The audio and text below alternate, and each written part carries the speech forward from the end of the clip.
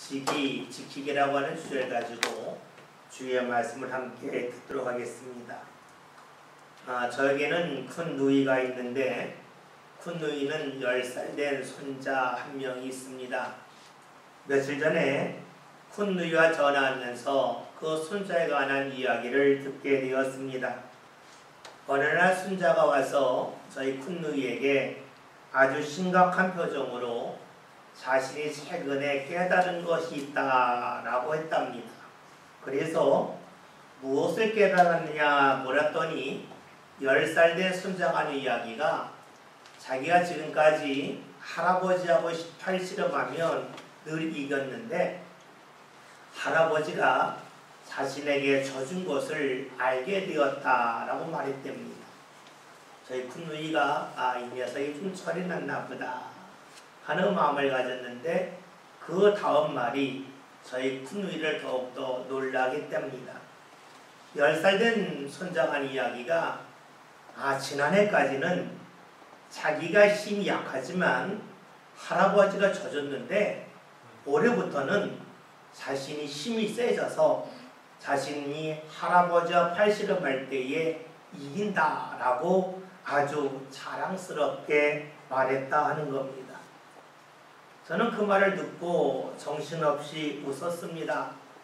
그러면서 이 녀석이 하나는 알고 둘은 모른다 하는 것을 생각했습니다.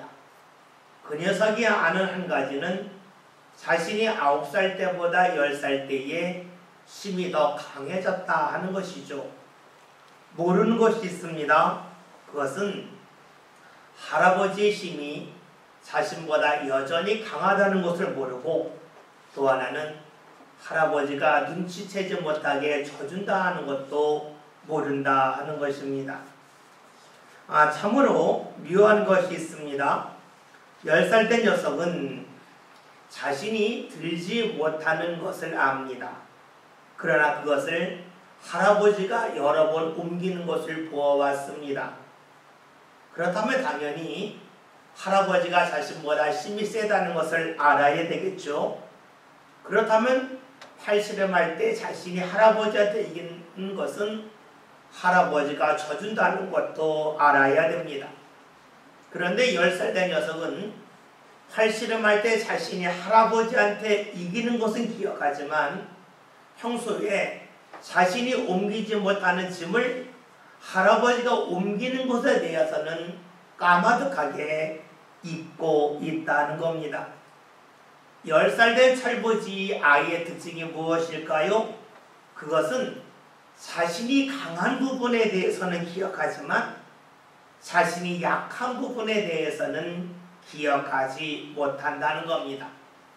자신이 강한 것만 기억하기 때문에 상대가 져준다고 하는 것을 전혀 느끼지 못하고 있습니다. 만약에 이 녀석이 나중에 철이 들면 알게 될 겁니다. 자신이 지금까지 할아버지하고 팔씨름에서 이긴 것은 자신의 능력 때문이 아니라 할아버지가 져주었다 하는 것을 알게 될 것입니다.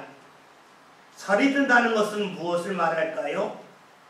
누군가 자신에게 졌을 때에 진 대상은 꼭 힘이 없어서 진 것만은 아니다 하는 것을 알게 됩니다. 그리고 더욱더 철이 들면 어떻게 될까요? 자신이 누군가와 경쟁에서 이겼을 때에 그 경쟁에서 이긴 것은 순수하게 자신이 강하기 때문만이 아니라 때로는 상대가 져줄 수 있다는 생각을 하면서 겸손해진다는 것입니다. 10살 된 아이처럼 철부지의 특징이 있습니다. 그것은 무엇일까요? 늘 이기는 데만 집중한다는 겁니다. 그런데 이기고 진다고 하는 것은 팔씨름할 때만 있는 것은 아니지요. 누군가 함께 의견을 다룰 때로 우리는 이긴다, 진다 하는 말을 합니다.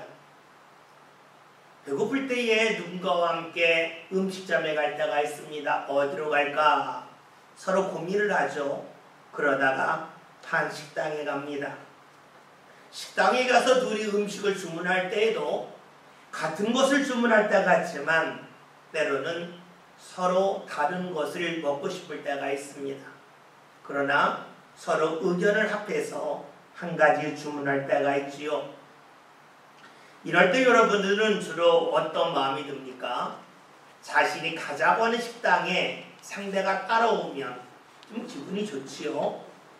또 자신이 먹고 싶은 음식을 상대가 따라 먹으면 우리는 왠지 기분이 좋습니다. 그 마음속에는 내 생각과 다른 사람의 생각이 다르고 의견이 다른데 자신의 생각이 관철되었다는 것, 이것을 이겼다고 생각을 합니다. 여러분, 이것을 좀 더 면밀하게 살펴볼까요? 우리가 어느 식당에 간다라고 하는 것은 무엇을 말할까요? 방향을 말합니다. 어느 방향으로 갈 것인가? 방향을 결정할 때에 자신의 뜻대로 결정되는 것을 우리는 이같다 생각하고 좋아합니다. 무엇을 먹을까 하는 것은 그 어떤 일을 할 때에 실행하는 방법이 되겠죠. 그 방법 중에서 자신의 방법이 관철되는 것을 우리는 좋아합니다. 다시 말하면 우리는 누군가와 의견이 다를 때에 자신의 방향대로 자신이 원하는 방법대로 무언가 이루어질 때에 자신이 이겼다라고 생각을 하고 그럴 때 우리는 기분이 좋다고 느껴집니다. 그런데 이런 생각과 이런 마음은 사람들이 만날 때만 나타나는 것이 아니지요.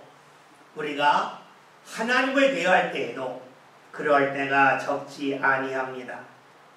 여러분은 하나님의 뜻을 알고 있는데 하나님의 뜻과 여러분의 뜻이 다를 때가 있어요. 그럴 때에 어떤 뜻이 이루어지기를 좋아합니까? 하나님의 뜻이 이루어지기를 좋아하십니까?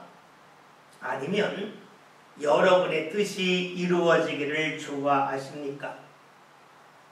대부분은 하나님의 뜻이 아닌 여러분 자신의 뜻이 이루어지기를 좋아합니다. 이것은 다른 말로 하면 하나님과 여러분의 의견이 다른데 여러분의 의견이 하나님의 의견보다 앞서는 것을 좋아한다는 것이죠. 다시 말하면 여러분이 하나님과의 경쟁에서 이기기를 좋아합니다. 물론 이것이 현명하지 못하다는 것을 누구나 잘 압니다. 어리석다는 것도 압니다. 그럼에도 불구하고 우리들은 하나님과의 경쟁에서 이기고 싶다는 마음이 늘 듭니다. 물론 여러분 자신이 하나님보다 약하다는 것을 알지만 묘하게도 우리 마음속에서는 하나님과의 경쟁에서 이기고 싶다 하는 마음이 듭니다. 아니, 늘 이기고자 합니다.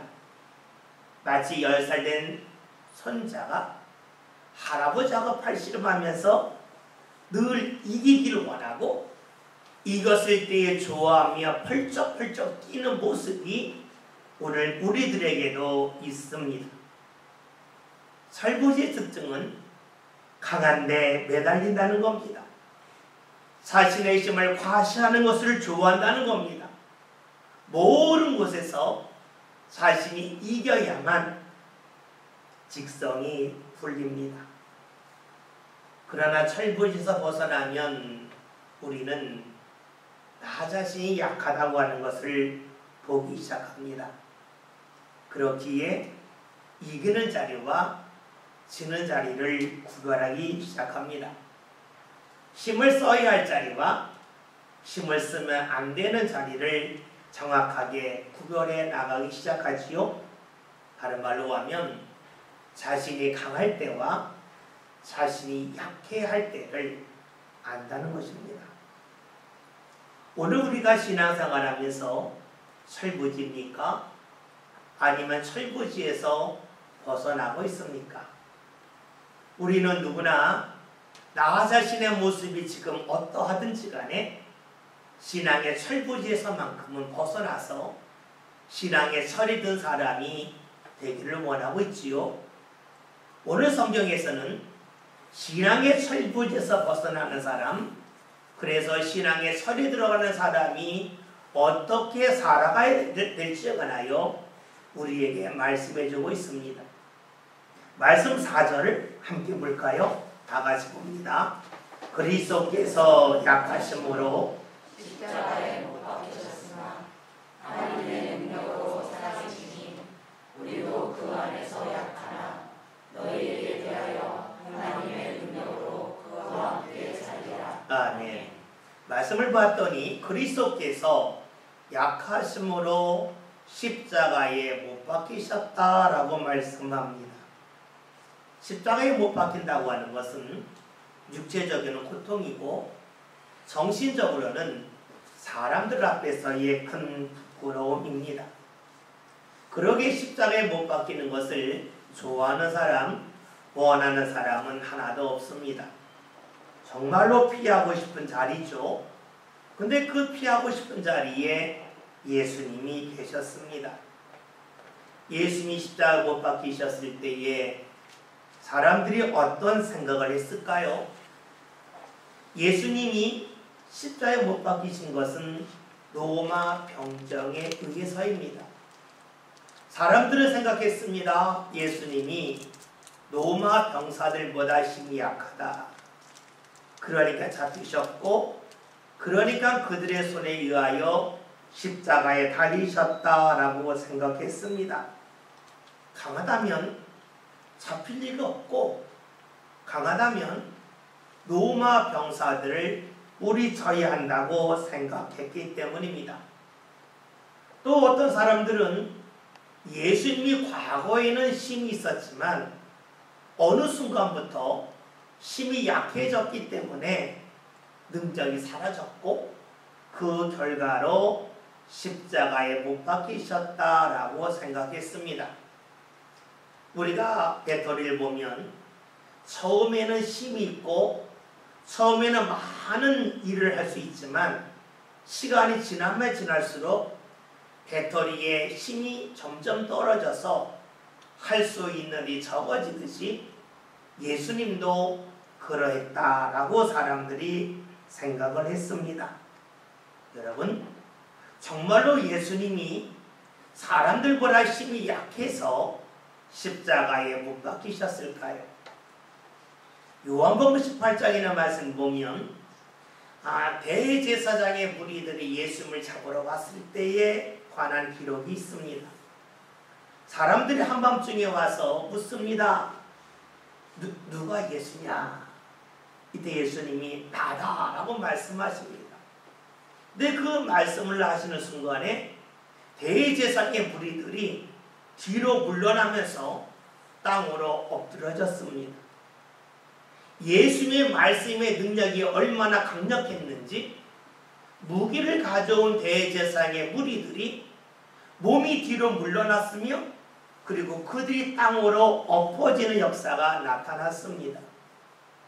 얼마 후에 대제사장의 무리가 예수님을 잡으러 할 때에 예수님의 제자 베드로가 칼을 뽑았지요.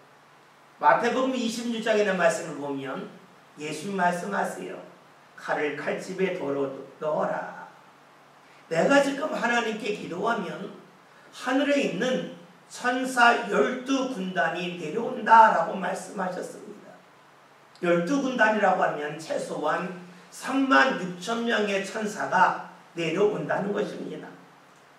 그러나 예수님은 그런 기도하지 아니하셨습니다. 즉 예수님은 힘이 약하기 때문에 십자가에 못 박히신 것이 아니라는 것이지요. 그런데 오늘 성경에서는 그리스도께서 약하심으로 십자가에 못 박히셨다라고 말씀합니다.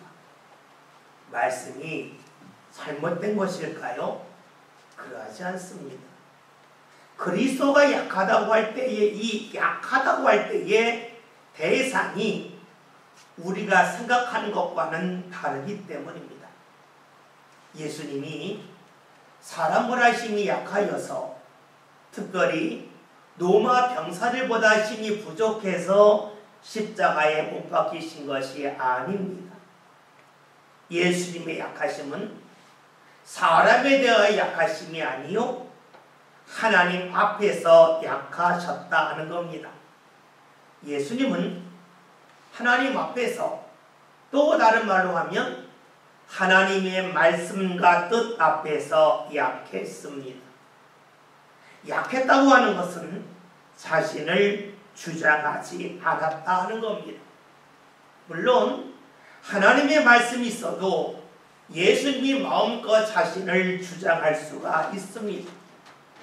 마치 오늘 우리들이 하나님의 말씀을 알아도 내 뜻을 주장하며 살듯이 예수님도 얼마든지 그렇게 하실 수 있었습니다. 그러나 예수님은 그런 길을 택하지 아니하셨습니다. 말씀 앞에서 자신을 주장하지 아니하셨습니다. 하나님 말씀 앞에서 스스로 지는 길을 택하셨습니다. 이기려 하면 얼마든지 이길 수 있습니다. 그런데 이기지 않고 지셨습니다. 왜 그렇게 하셨을까요?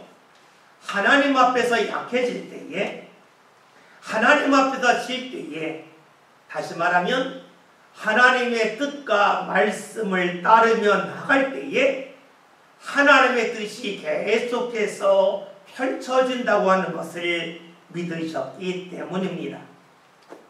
예수님이 약해지신 이유, 예수님이 하나님 말씀 앞에서 진 이유는 하나님의 말씀이 삶 가운데 계속해서 펼쳐지기를 소망하셨기 때문입니다. 오늘 말씀 4절 이렇게 말씀하고 있죠. 제가 읽겠습니다. 상반절에 그리스도께서 약하심으로 십자가에 못 박히셨으나 하나님의 능력으로 살아계시니. 무엇을 말합니까? 예수님이 약해지심을 통해서 예수님이 하나님의 말씀과 뜻 앞에서 자신이 지심을 통하여서 하나님의 능력의 역사가 삶 가운데 나타나서 삶이 십자가의 죽음으로 끝나지 아니하시고 다시 살아나셨다는 겁니다. 즉 부활하셨다 하는 것입니다. 하나님의 뜻대로 십자가에서 죽으실 때에 하나님의 뜻 가운데서 다시 살아나셨습니다. 여러분, 오늘 성경에서 왜 예수님에 관하여 이렇게 우리에게 증언해 주겠습니까? 만약에 예수님의 십자가와 예수님의 부활이 과거에 일어났던 하나의 사건이라면 굳이 우리에게 알려줄 필요가 없습니다.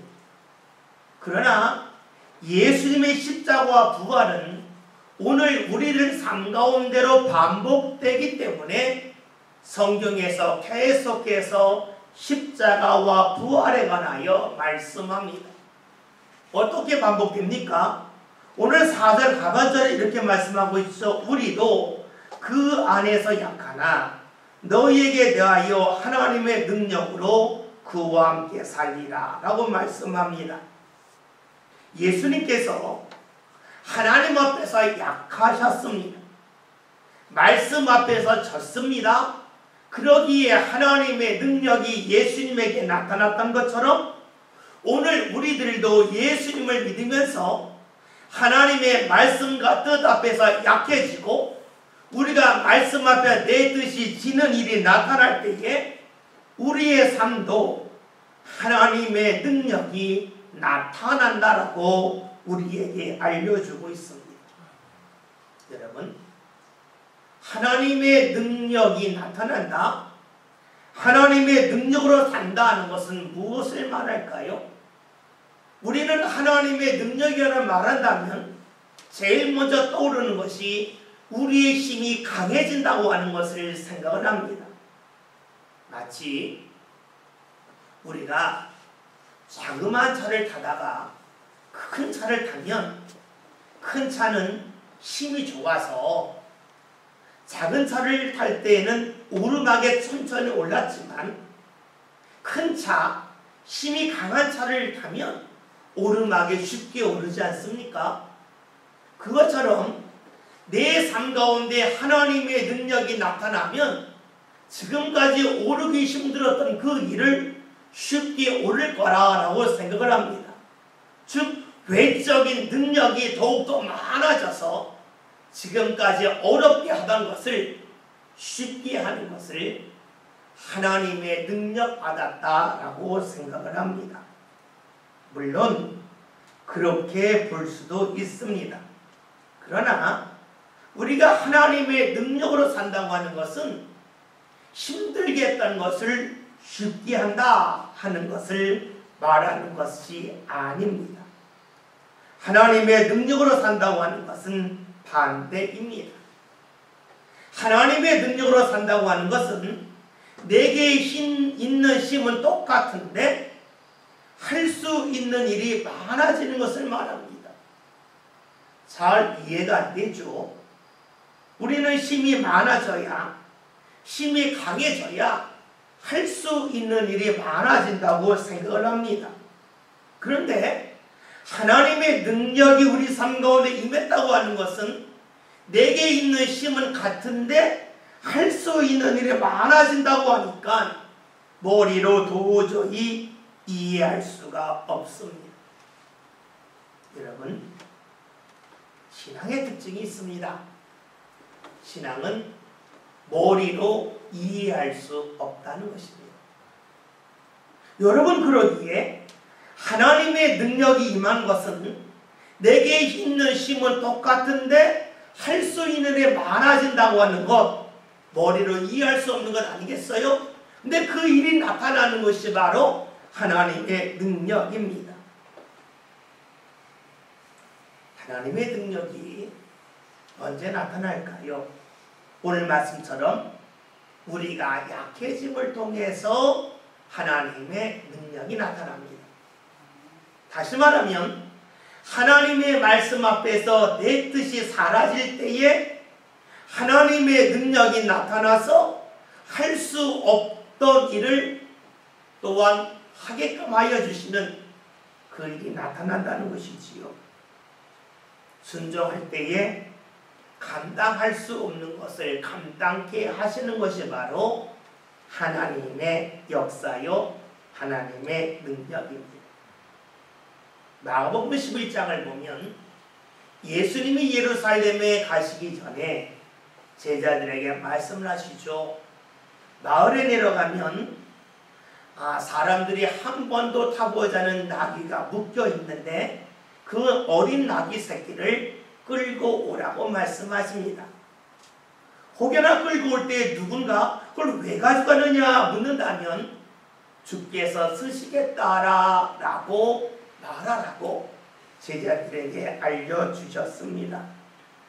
그런데 이런 예수님의 말씀은 사실 이해하기가 어려운 겁니다. 특정한 누구의 집에 가서 가져오라 하면 예수님이 미리 말씀하셨구나 라고 이해해서 할 수가 있습니다. 만약에 나귀 새끼를 풀어올 때에 먼저 주인을 만나서 이거 주님께서 쓰실 것이니까 풀어가겠습니다 라고 한다면 그것도 이해할 수가 있습니다. 예수님은 이해할 수 없는 방법을 제시하셨습니다. 그냥 끌고 오라는 겁니다. 그리고 주인이 뭐라고 말하면 그때 다 하라는 것이지요. 이것은 마치 이것과 같습니다. 여러분이 옆에 있는 마트에 가서 물건을 가져오는데 그냥 가지고 나오다가 주인이 계산하자고 왜 가져가느냐라고 말하면 우리 교회에서 쓰려고 그래요 라고 말하라는 겁니다. 그럼 주인이 당연히 그러냐라고 말하기보다는 당신 도둑놈 아니냐라고 말하겠죠. 정상대로 말한다면 이 물건을 우리가 교회에서 쓰려고 합니다 하면서 가져오는 건 되겠지만 계산도 하지 않고 가져오다가 왜 가져가느냐라고 물을 때에 교회에서 쓰려고 합니다. 이것은 상식 밖의 일입니다. 우리는 무언가 확인하고 나서 그 일을 하려고 합니다. 그런데 예수님이 제자들에게 하신 말씀은 확인하고 나서 그 일을 하는 것이 아니라는 겁니다. 그 일을 하다 보면 확인할 수 있다는 것을 알려주고 계십니다. 확인한다고 하는 것은 다른 말로 하면 우리가 머리로 충분히 이해할 수 있는 일, 납득할 수 있는 일을 말하겠죠. 우리는 주의를 할 때에 내가 이해할 수 있어야, 나에게 납득이 되어야 그 일을 하려고 합니다. 먼저 머리로 충분히 이해된 후에야 비로소 주의 일을 하려고 그러지요. 그런데 주님이 하신 말씀은 먼저 머리로 이해하지 말고 내가 너에게 말한 대로 행하는 가운데 너희는 머리로 이해할 날이 올 거라고 말씀하고 있습니다. 다른 말로 할까요? 우리가 머리로 이해한다는 것을 신앙적으로 보면 우리는 신앙을 머리로 하려 합니다. 그런데 주님께서는 우리에게 머리로 신앙생활하지 말고 몸으로 신앙생활하다 보면 너희 머리로 그것을 이해하게 된다라고 말씀하고 계십니다. 여러분, 그렇죠? 신앙은 머리가 가는 것이 아닙니다. 신앙은 삶이 가는 것입니다. 우리가 하나님 앞에서 약해진다고 하는 것은 우리가 머리를 통해서 하나님을 아는 것이 아니요 삶을 통해서 하나님을 경험하는 것입니다. 이것은 다른 말로 하면 하나님을 경험한다는 것, 하나님의 능력을 받는다고 하는 것은 우리의 생각과 우리의 기대를 뛰어넘는 것을 말합니다.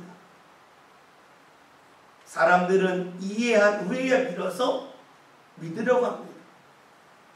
이해한 후에야 비로소 우리는 행동으로 옮기려고 합니다. 이해한다고 하는 것은 내 머리로 충분히 납득할 수 있어야 된다는 것이고, 그것은 다른 말로 하면 내 주장을 충분히 펼친 후에 비로소 움직이겠다는 것을 말합니다. 여러분, 하나님을 먼저 믿고 나갈 때에 우리의 삶 가운데 하나님의 능력이 임합니다. 여러분이 하나님을 믿는 이유는 하나님이 여러분보다 작기 때문이 아닙니다. 하나님이 크기 때문에 하나님을 믿는다는 겁니다. 하나님이 여러분보다 크다는 것은 하나님은 여러분의 생각을 뛰어넘는 분이라는 것이지요. 그러기에 우리가 머리로 충분히 하나님을 이해하고 믿으려 한다면 평생토록 하나님을 믿을 수 없습니다. 하나님의 능력의 자리를 우리가 엿볼 수도 없습니다. 머리가 아닌 삶을 통하여 주의 말씀을 따르며 나갈 때에, 다시 말하면 하나님 말씀 앞에서 나 자신이 약해지고 하나님 뜻 앞에서 내 뜻이 지기 시작할 때 비로소 하나님을 믿고 하나님의 능력의 자리에 이를 수가 있습니다. 이것을 모르는 사람이 있을까요? 모든 사람이 다 압니다. 그러나 안다고 해서 우리가 그대로 사는 것은 아닙니다. 우리는 하나님이 나보다 큰 분임을 알고 있습니다. 그러나 막상 살아갈 때에는 나 자신이 하나님보다 큰 자리에 설 때가 많지요. 하나님의 뜻이 이기는 것이 아니라 내 뜻이 이기고 하나님의 뜻이 지기를 사모할 때가 너무나 많습니다. 그렇기에 오늘 성경은 그런 이들에게 이렇게 말씀해주고 있어요. 5절에는 말씀을 다 같이 읽습니다. 말씀 봅니다. 너희는 믿음 안에 있는가? 너희 자신을 시험하고 너희 자신을 확증하라. 예수 그리스도께서 너희 안에 계신 줄을 너희가 스스로 알지 못하느냐? 그렇지 않으면 너희는 버림받은 자니라. 아멘. 오늘 말씀에서는 너희에게 믿음이 있는가를 스스로 시험해보고 확증하라 라고 말씀하고 있습니다. 믿음이 있다고 하는 것은 신앙은 머리로 이해하고 나서 움직이는 것이 아니라 움직이는 가운데 머리로 이해할 수 있다는 것이 믿음입니다. 우리가 하나님을 믿으면서 늘 물으라는 겁니다. 너희 자신이 이해하고 나서 말씀을 따르는가 아니면 말씀을 믿고 따르는 가운데 너희가 하나님의 뜻을 알고 이해하게 됐는가를 계속해서 시험해보라 라고 말씀하고 있습니다. 오늘 우리 시대는 과학의 시대입니다. 그러니 우리는 과학의 잣대를 가지고 하나님을 보려 합니다. 다시 말하면 무언가 알아야만 하나님을 믿을 수 있다 하는 것입니다. 그러나 잊지 말아야 할 것은 우리가 아무리 지식을 쌓는다 할지라도 하나님에 대하여 알 수 없다 하는 겁니다. 하나님의 일을 사람이 판단할 수 없습니다. 진짜 믿음은 어느 시대에나 동일합니다. 진정한 믿음은 내 생각이 하나님 말씀 앞에서 약해지는 겁니다. 지는 겁니다. 그럴 때 비로소 우리가 하나님을 믿고 따를 수가 있고 하나님을 경험하기 때문입니다. 그럼에도 불구하고 우리는 주의 말씀을 들을 때에 이런 이야기를 합니다. 상황이 달라지면 지금 할 수 없는 신앙의 일을, 지금 따르지 못하는 하나님의 말씀을 따를 것이라고 주장을 합니다. 여러분, 그런데 성경은 우리에게 무엇을 말씀해 주고 있습니까? 우리가 무언가 할 때 비로소 하나님을 알아간다는 겁니다. 신앙은 알고 가는 것이 아니라 가는 가운데 아는 것이기 때문입니다. 신앙은 머리의 즐거움이 아니요 삶의 즐거움이요 기쁨이기 때문입니다. 여러분, 혹시 잠을 자다가 꿈을 꿔본 적이 있습니까? 특히 좋은 꿈을 꿀 때에 우리는 행복합니다. 좋은 꿈을 꿀 때에 너무너무 좋습니다. 그런데 아시죠? 그런 꿈은 머리만의 기쁨이지 그 머리의 기쁨이 삶으로 이어지지 않는다는 겁니다. 꿈을 깨는 순간에 행복했던 것, 기뻤던 것은 다 사라지고 맙니다. 머리에 한정되어 있는 것이 꿈입니다. 그러나 신앙은 꿈이 아닙니다. 신앙은 삶입니다. 그러기에 신앙은 머리를 기쁘게 하는 것이 아니고 삶 전체를 기쁘게 하고 삶 전체를 즐겁게 하는 것이지요. 그래서 우리가 해야 될 것이 무엇입니까? 정말로 나에게 믿음이 있는가? 내가 주의 말씀을 들었을 때에 내 생각으로 이해되고 내 머리로 납득될 때만 그 말씀을 따르고자 한다면 믿음이 없다는 것이지요. 믿음에서 벗어났다는 것이지요. 그것을 오늘 5절 하반절에서는 이렇게 말씀하고 있어요.